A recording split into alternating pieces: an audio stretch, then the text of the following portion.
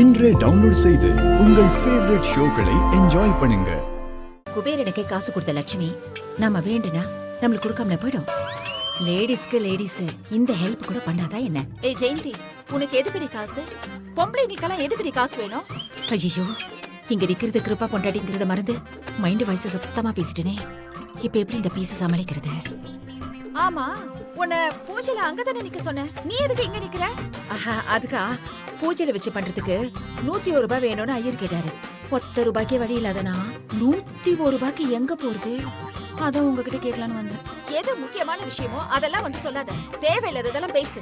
ஒரு நாள் உனக்கு இருக்கு, வாங்க போலாம். ஐயா ஐயா, வீட்டு ஆம்பளைங்க கிட்ட தான் பணம் இருக்கு, அவங்க வந்ததும் கொடுத்துருவாங்க. நீங்க மத்த வேலையெல்லாம் பாருங்க, நான் போய் பால் பாயசம் கொண்டு வரேன். 101 ரூபாய்க்கு அம்மா இந்த வீட்டு ஆம்பளைங்களை எதிர்பார்த்து காத்துட்டு இருக்கீங்க? என்னங்க இப்படி கேட்டுட்டீங்க? இருங்க, நான் 101 ரூபாயோட வரேன். ஐயோ, 101 ரூபாய்க்கு எங்க போவேன்? ஐயோ ஐயோ, பூஜை பண்றவர் முன்னாடி 101 ரூபாய் எடுத்துட்டு வரேன்னு வீராப்ப சொல்லிட்டு வந்துட்டேன். இப்ப நான் என்ன பண்றது?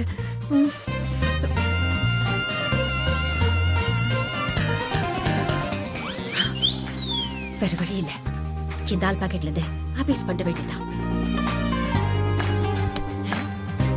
என்னது இது? நரம்பு தளர்ச்சி பேஷண்ட் கூட கொஞ்சம் நார்மலா தான் நடக்கும் போல இருக்கு. நமக்கே இந்த நடுங்க நடக்குது.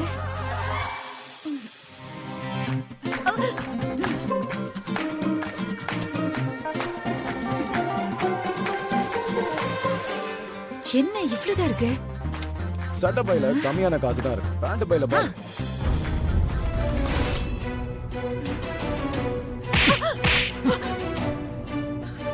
புருஷனோட சட்ட பையில இருந்து பணம் எடுக்கிற அளவுக்கு தைரியம் வந்துச்சு அவனுக்கு? அடுத்தவன் பாக்கெட்ல இருந்தா பிக் பாக்கெட் அடிச்சேன். என் புருஷன் உன் சட்ட பாக்கெட்ல இருந்தா தானே பணத்தை எடுத்தேன். அது ஒரு குத்தமா? அதுக்கு இப்படி அடிக்கிற பிக்காளி பையில ஒரு நாள் உனக்கு இருக்குடா. ஏய், என்னடி முணுமுணுக்குற? பூஜைக்கு 101 ரூபாய் வேணும்னு பூஜை பண்றவர் கேட்டா இருந்தாங்க, எடுத்தேன். இனிமே எடுக்க மாட்டேன், மன்னிச்சிருக்க. அந்த ஆளு கேட்டா நான் இல்லையான்னு பாக்குறேன். அப்ப இருக்கு உனக்கு கூட.